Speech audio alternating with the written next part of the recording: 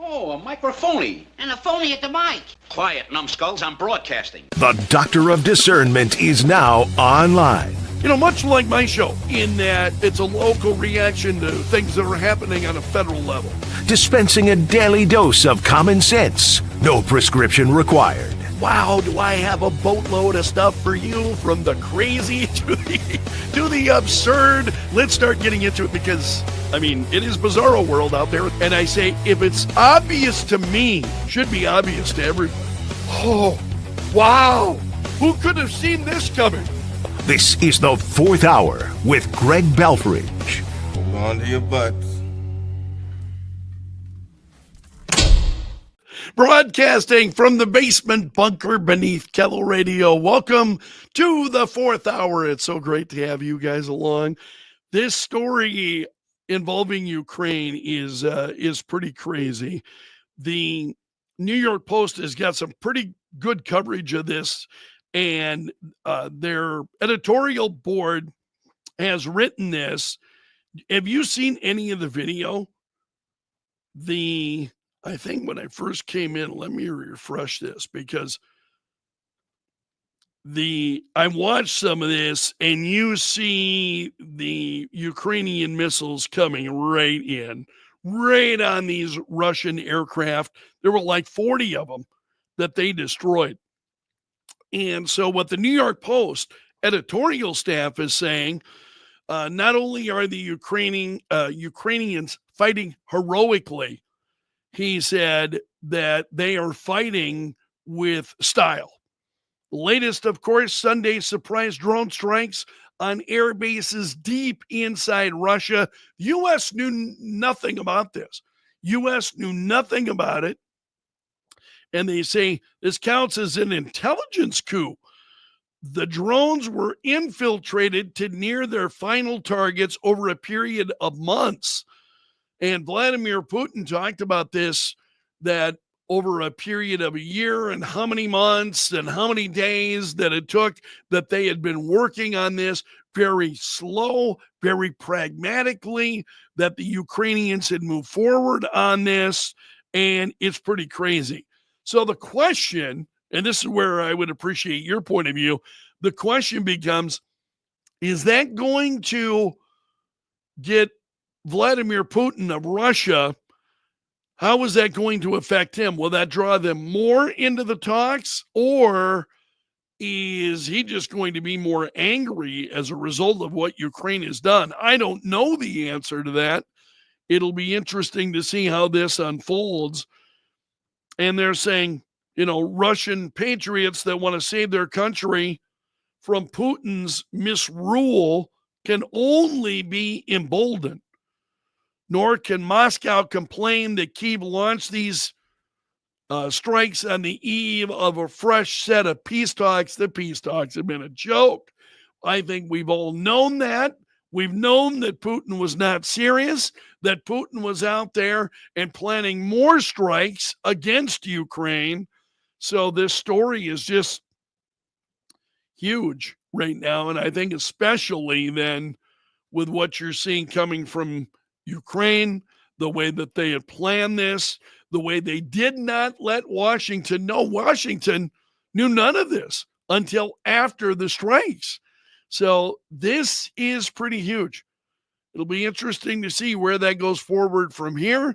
Again, you'll find that story at the New York Post. There's some other stories I want to share with you here this morning. Oh, I'm just looking at your comments, Robert, saying, I'm like Greg, I don't consume news over the weekend, Robert says. And it's difficult to add a caller on the air this morning. It was saying the same thing.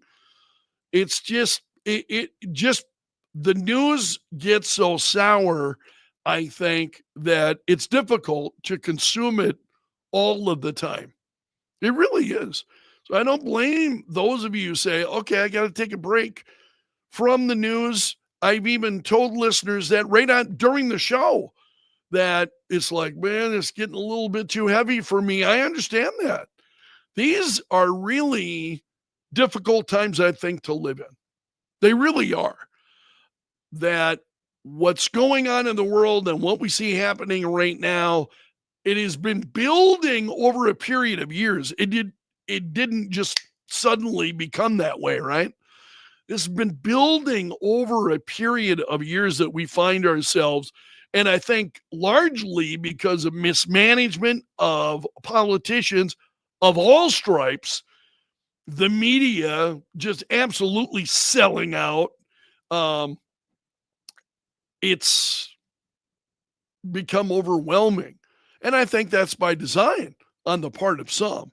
It's by design that Americans find it. So I don't find anything wrong with those of you who need to take a break from the craziness that's going on out there. And more on that in a moment. Okay, New York Post, this trans athlete is telling critics to get a life. This is a transgender, again, male, now competing in athletics as a female,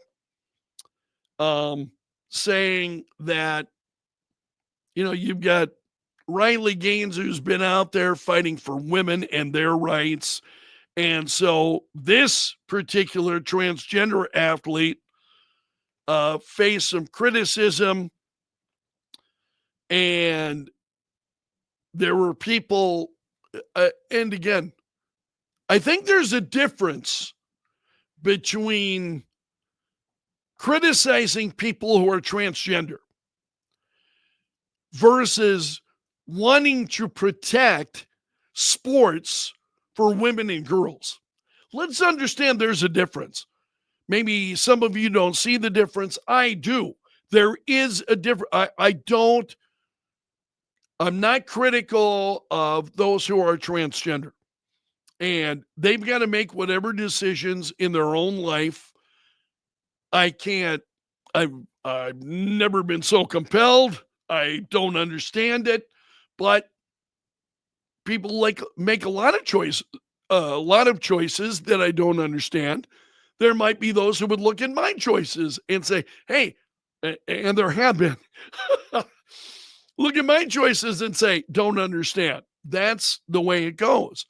But when it comes to usurping positions that would otherwise go to women and girls, for me, that's a hard no.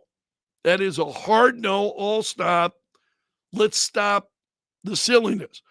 So those who were formerly men now identify as transgenders. That to me is absolutely a hard stop. And what this transgender goes on to say is that all of this pushback regarding this, he said, maybe the people who were, then cheering for women and not cheering for him, make no mistake, these are men now participating as women. They were not cheering for him. And he said, I'll be honest, I kind of expect it. I'm going to put this in the most PG-13 way. I'm just going to say it's a damn shame they don't have anything else better to do. I hope they get a life. Wow. Now that to me is a kick right in the teeth. Seriously, get a life. I think that depends on your perspective. I mean, the perspective of many of us is maybe it's you who needs to get a life. Maybe it's you who needs to stop encroaching on women and girls' opportunities. This is the battle of the 21st century. And I am solidly on this. Make no mistake, I am on the side of women and girls and their opportunities. I am also on the side of transgenders who if they want to make that decision, that's theirs to make. I'm solidly on their side. But when you start encroaching on opportunities for women and girls, that's a hard no. I can't get past that. I absolutely cannot get past that. And I'm not going to try. That is just absolutely crazy, bonkers to me. Again, if that's the lifestyle you want to choose, but now you want to get out there and you want to rob, and that's what it is to me. You want to rob those opportunities from women and girls. Oh, hell no. Hell no. I'm just not going to support that. So where does that come from? That's and what he was saying is that just drives him on even further, that I'm going to compete even harder, and because of this. Maybe that's true. Maybe that's true. Doesn't mean I'm going to stop fighting, because it's the right thing to do. And I think a lot of us see it that way. It's very, very clear to us. It's unfortunate that we have raised a generation of people who don't see it that way, that it's absolutely wrong. I have said I have no problem with transgenders competing with men. I have no problem if there are states that want to spend the money. Spending money right now is a big issue for a lot of state governments with all the federal cutting that's been going on. If there are those that want to spend the money on transgender divisions, or fine, whatever. I'm no opposition to that. Absolutely not opposed. You want to come in and you want to take those opportunities from women and girls, I'm going to have something to say about it. And that's not going to end. So he's saying, well, it makes him compete even harder. And maybe it does. I just find it absolutely incredible that how have we found ourselves here? How have we found ourselves? Is it, I don't know what it is. I'm not going to say, well, it's just men that have realized they can't compete against other men. I don't know what it is. I don't know that it's that. I don't want to assume what they're thinking. I just know it's wrong. And it's wrong today. It'll be wrong tomorrow.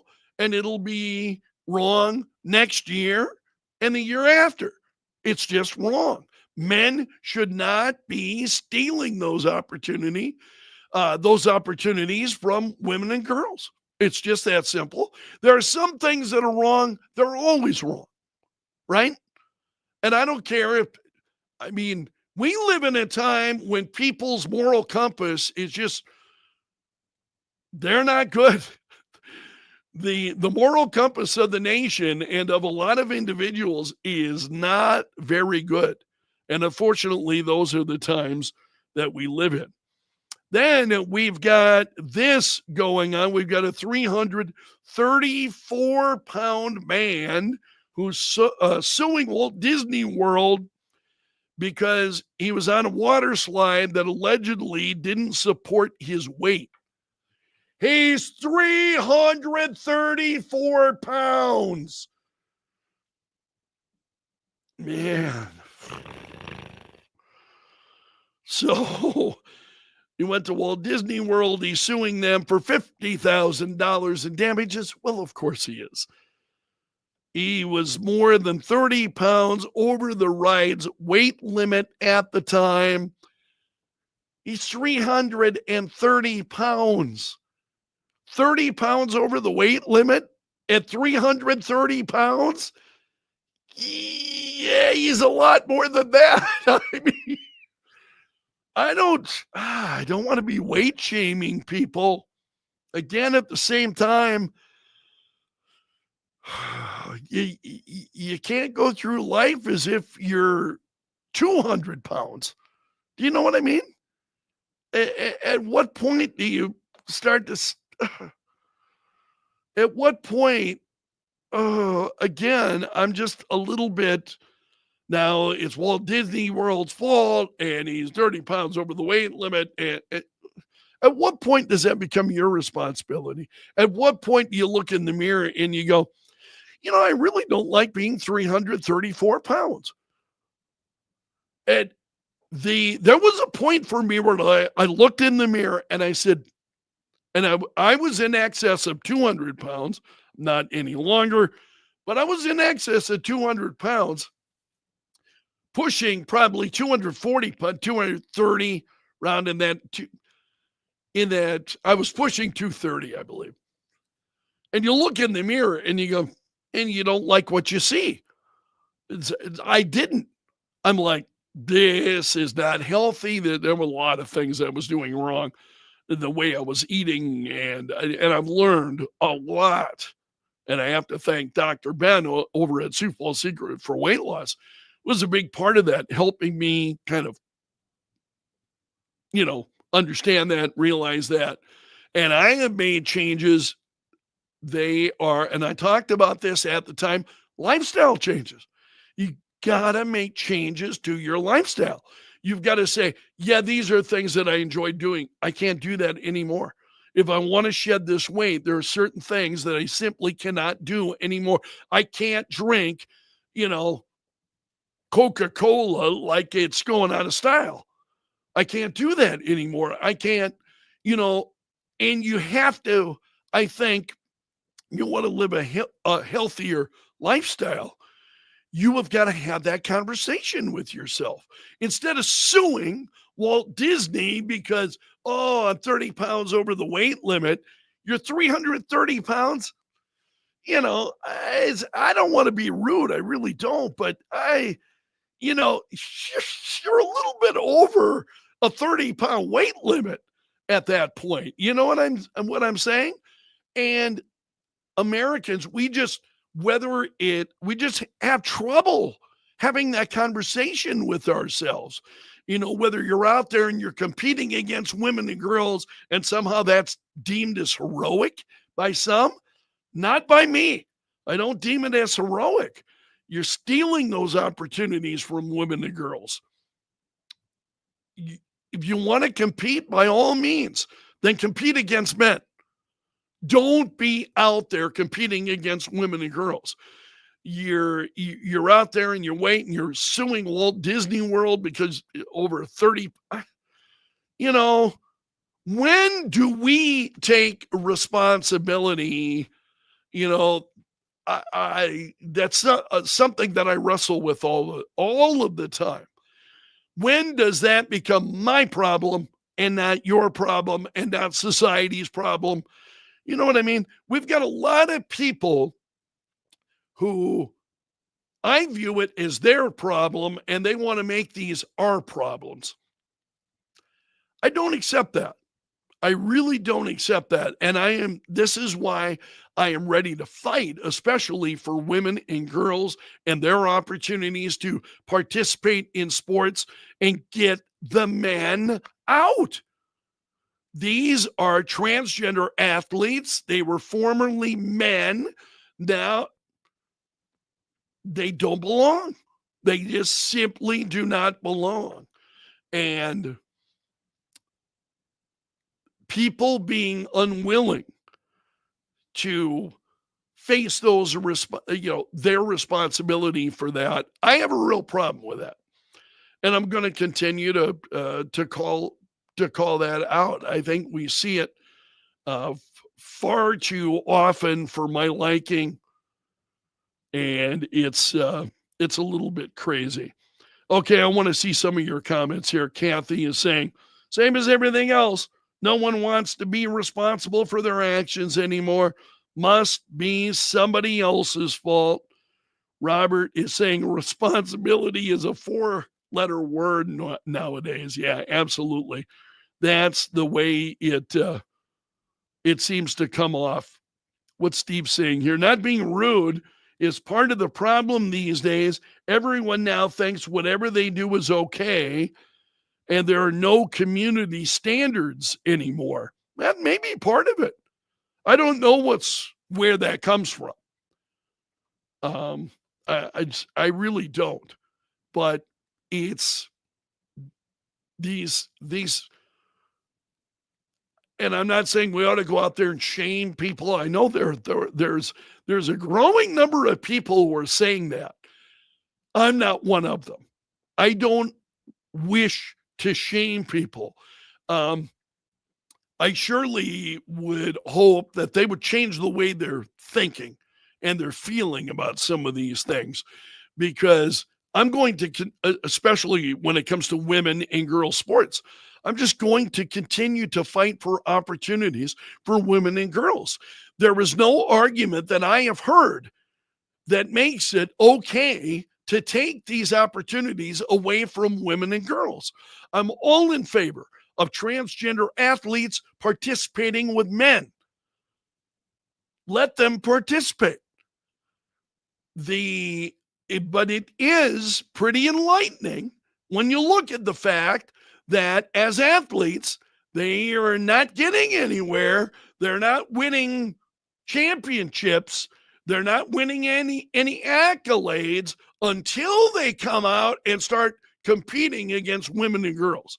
No, suddenly they're winning medals. It's just wrong, and it'll always be wrong. And it's really just that simple for me. I think you have a lot of people who are trying to say this is a gray area. No, it isn't. Nothing gray about it. I'm all in favor of people competing. As long as they compete as the gender that they were born as. It's just that simple. I'm going to leave it there. That's a wrap from the bunker today. You have made it to the end of the video. So, my friends, you are part of my gallery of champions. A special salute to the Bunker Brigade. Those of you who are commenting, you're here each and every day. Really, really deeply appreciate it. All right, we'll leave it there for today. Until tomorrow, we'll do it all over again. So until then, I'm underground and go.